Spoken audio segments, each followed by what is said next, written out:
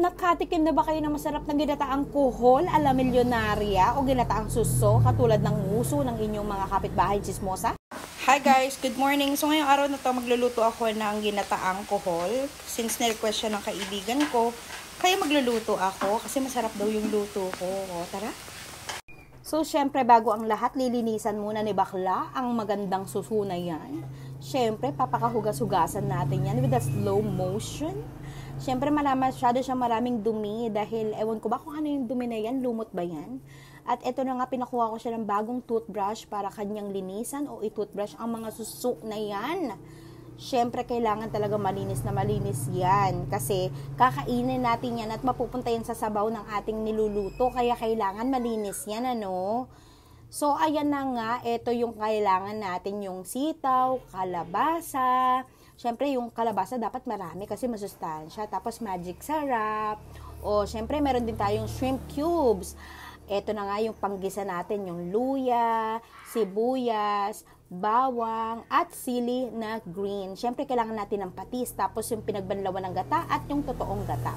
Ito na't magpiprito na tayo. Unahin natin, siyempre, yung ating garlic. Oo, kailangan yan. Nauuna talaga yan eh. Hindi yan pwede mauna talaga dun sa sibuyas eh. Char lang! So, ayan. Gigisa lang natin siya. Pagkatapos nyan, kailangan na natin ilagay yung ating sibuyas. Oo, dapat pangalawa lang talaga siya eh. Palaging pangalawa. So, eto na nga yung ating luya. Maraming luya at sili para mawala ang lansa. Opo, kailangan yan. Yan ang nagpapasarap ng ating gata. So, kapag yan, golden brown na siya, lagay natin yung pinagbanlawan. Oo. Tapos, ilalagay natin yung suso. Oo, para kumapit yung lasa at mawala yung lansa sa loob. Gustong-gusto ko talaga yung kumukulong-kulong-kulo siya bago ko nilalagay yung mga gulay. Oo. Alam nyo ba kasi na-request to ng kaibigan ko? Kasi kapag nagiinuman sila, gustong-gusto nila yan. Ayan na, ilalagay na natin to magic sarap, yung shrimp cubes, tsaka yung patis. Yan lang yung pampalasa natin, guys. Haluin lang and then papakuluan lang din natin ulit. Napakasimple lang, 'di ba? So, ayan na, nung kumukulo na siya, lalagay na natin yung ating kalabasa. Oo, maganda kasi yung kalabasa, medyo nadudurog yung iba para napupunta yung kalabasa sa mismong sabaw niya. Oo. Gustong-gusto kasi ng mga bata yung ginataan kapag durog na yung kalabasa. Yung iba lang. Siyempre, ilalagay na natin yung totoong gata. Oo. Ayan. So, pakukuluan pa natin yan. Kapag lumambot na yan, guys, ayan na siya. Oo. Lalagay na natin yung sili. Naku, napakasarap ng sili na yan. Maanghang pa sa jowa mo. Charot. Oo. At ayan na nga. Siyempre, halu-haluin at ilalagay na natin yung mahiwagang sitaw. Oo, 'di ba? Ang ganda-ganda ng kulay ng sitaw, 'di ba? Nagmi-mix talaga siya doon sa yellow, brown, ganun. Oo. So, ayun na nga.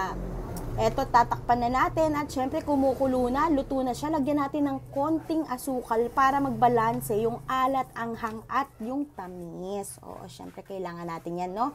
So, ayan, malapit na siyang maluto at kumukulo-kulo na. At eto na nga ang ating mahiwagang, masustansyang kuhol na ginataan with kalabasa at sitaw. Ang sarap-sarap nito, guys. Try nyo to. Talagang gawin nyo kung paano ko siya ginawa. Oo. Kasi kapag tinry nyo to, guys, sinasabi ko sa inyo, hindi na kayo iiwan ng asawa nyo. Charot lang ulit. So, ayan na nga. O, diba? Ang sarap-sarap magluto. So, syempre, maglalagay na tayo at titikman na natin yan. Oo. Dahil pag tinikman na natin yan, aba, syempre, bonggang-bongga na yan. Oo. O, ayan ha. Sinasabi ko sa inyo. Sinishare ko na yung recipe ko. O, siya na. Hi guys! So, ayun na nga. At tapos na yung ating ginataang kuhol o susok. Oo. So, titikman na natin yung luto natin, ano. Ayan.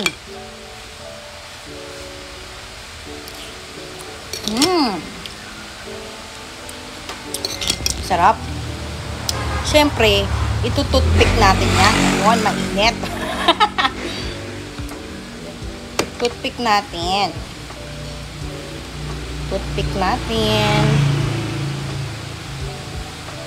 Ayaw niya magpakuha.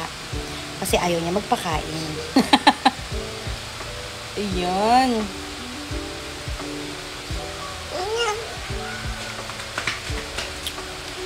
Sarap. Alam niyo yung ginawa ko kasi inuna ko siyang ginisa para sumama yung lasa sa loob. Sarap. At nawala yung lansa niya.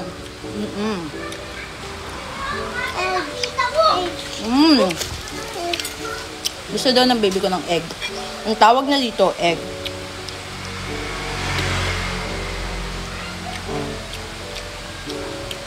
Ang sarap.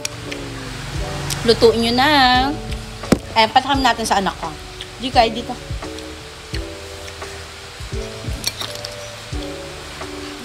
Sarap. So, wala tong laman. Ito. Wala yung lansa niya. Nawala yung lansa kasi ilang beses naman siyang nilinisan. Tapos, inuna ko siyang igisa. Kasama ng mga... Ayan. Dito. Pakita ka. Ano? Masarap? Masarap! So, ayun na nga. At, syempre, papatikim natin kay Bakla. Bax, dito.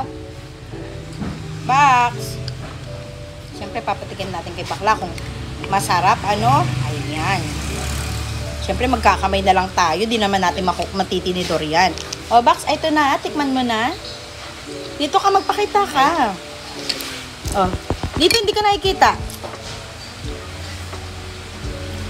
Ano masasabi mo? Sarap. Anong lasa niya? Lasa na sarap. Malansa ba siya? Hindi naman. Hindi naman. Anong lasa niya? Lasang bakla. Okay guys, so yun na nga. At maraming salamat. Sana gawin niyo to kasi napakasarap. Bye-bye!